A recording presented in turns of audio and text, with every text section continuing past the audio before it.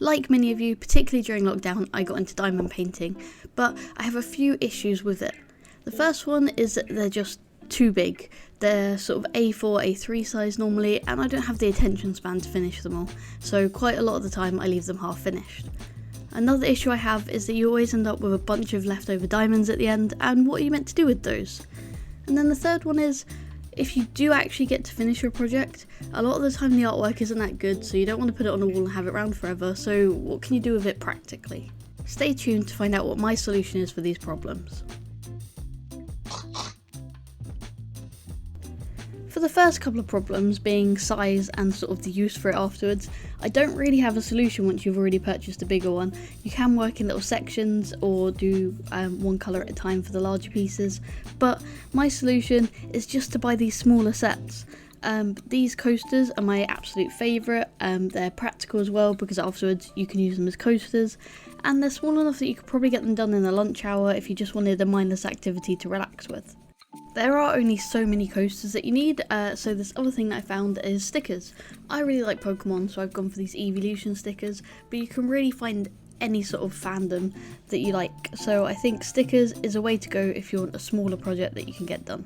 So my final problem, and probably the main one, is after you finish your diamond paintings you always end up with a bunch of extra diamonds. I heat seal the bags, but you can just tape them back shut if you're a hoarder like me and you want to keep them, otherwise it seems a little bit wasteful. So I've been thinking about what I can use these for. I've built up quite a collection and I'll show you later what I've come up with. So for anyone not familiar with diamond painting, I'll show you these as an example.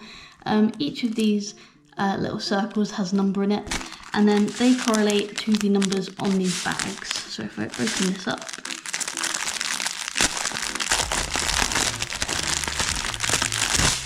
so in this pouch should be all the different colours that we need, and they will all have a little sort of code on them. Normally it's just a big number that you have to take into account. So the other thing you get is this little pouch, and as far as I can tell these are always exactly the same in any diamond painting that I've bought, whether it be online or from a local shop. And what you get in here is this little pen which has a sort of indent in the bottom, which is what you use to pick up the diamonds. This little tray that you can spread them out in, and then this bit of sort of wax, and what you do is you open it up, stab in your pen, and then your pen gets this little tiny bit of wax in the end of it, which is what sticks to the diamonds and can pick them up, but it's not so sticky that it doesn't let them out again. So I'm going to go ahead and pick one of these. Ooh, choices. I really like Espeon, so I think I'm going to go with Espeon.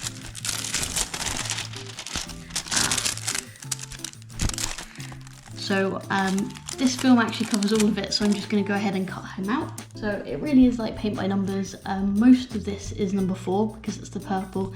There's a few number 5s. What I have noticed is that the red gem on its head doesn't actually have any diamonds, so that's just be blank, and the same with the eyes. So these ones you don't fill too many in with the diamonds, but what I'm going to do is find number 4 and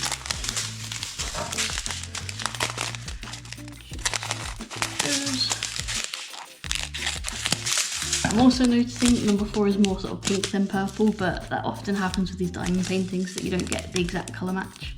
I'm just gonna snip a corner off, put a bunch in this tray, peel off this protective film that's over it, so now this is sticky. And then I'm going to use this tool and pick up a single diamond at a time and pop it down over the spots where it says number 4.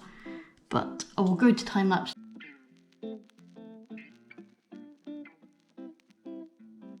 So all I'm doing is picking up one at a time and sort of pushing them down onto the sticker. And I already can tell a few issues that I'm going to have with the sticker. One is that it's basically all the same colour, so there's no shading or anything. And if anything, I think that will make it harder to see the image. And 2, there's just a lot of gaps. So if I show you where I've gone so far, in this ear here, there's a lot of gaps, and the face and the legs and everything is all just going to be one colour. And like I said, the eyes don't actually have any diamonds on them, and they're actually not sticky, so that's good. So I think these will be cute, but I still think that the coasters is probably the way to go if you want a smaller little project for these. So I'm just going to finish this off and then show you the end result. So this is the finished product. As I said, the colours aren't an exact match, and it is quite gappy in places, and you definitely need the image underneath to be able to tell what it is, but I do think it's adorable. And when I'm reviewing things like this, I have to think, am I actually reviewing the sort of quality of the work that you get at the end, which, you know, isn't great, or is it the activity itself, which I think is what you're paying for with diamond painting. It's a nice, mindless, sort of relaxing thing to do, and I think it still can end up with some quite interesting results. But as always, you end up with a bunch of jewels left at the end. So what can I do with those? So I thought about a few different ways to do this, but because I'm trying to use as much of the sort of waste products in my crafts as I can, what I have got is a finished sticker page. So if you saw my sticker book video, I'll just put it here in case you haven't. But this is a neon horse, and as you can tell, the colours are quite blocky, which I think is important for this. My next idea was sort of to print out maybe a cartoon character or something like that. And then I had to think about, how am I going to attach all these spare jewels to the picture? And I thought about trying sort of the iron-on adhesive or spray adhesive, or even sticky back plastic in some way or another. And then I thought, again, if I'm trying to use the most sort of waste products that I have, what's something that everyone has laying about? And then I thought of it. Everyone has PVA glue or a glue stick or something like that. So what I'm basically going to do is go over this picture or sections of it with glue, go through my sort of leftover jewels, and then try to colour match as best as I can. I haven't actually checked that I've got these colours, so we'll see how we do. But this is the before. I'm just gonna do a few sections. I might not do the whole thing because it might actually look better if some bits are 3D and some bits are left flat. These are all the spare ones that I've kept hold of. And like I said, you get this set in all of them, so I haven't even opened it half the time, and it does seem wasteful, so I'm looking forward to trying to get to use some of these. To reseal them, I've got like a heat sealer, but you can just put some tape over it. But let's see what colours we've got and which ones match this the best.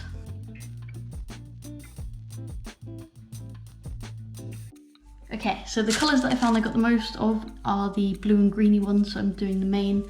And what I've done is just splodge a teeny bit of PVA glue on, and then spread it out with my finger just to the edge of this greeny bit here. And then I'm going to try and colour match as best as I can. I may take a few liberties with it. I think if you printed out a picture, you could obviously have a look at what diamonds you have and try to match it as best as you can. And if you feel really adventurous, you could maybe even do a portrait or a holiday photo or something like that, and that might make a nice cute gift. So I'm going to go through here, see the closest matches I've got for these sort of greeny ones, and then get started. And because I've got so many of these sets, I can have a pot for each one of my colours. So I definitely think it was a good idea to use a sort of blocky picture for this. I found, like with the stickers that I did earlier, that the smaller things are, the less well they translate into diamond painting, just because you lose a lot of that detail. And I know that plopping down glue and sticking on the diamonds isn't exactly groundbreaking, but I thought I would share how I use leftover crafts to make a new activity, or to get the most out of what you've paid for. I actually found this pretty relaxing. I definitely got more activity with the same materials, and I feel like I want to try this again. Maybe I'll get like a painting from a charity shop or something like that and try to, you know, jazz it up a bit. Here is the before. So I finished this little section, and I actually quite like how it looks, especially because it's the main and it's a bit more 3D.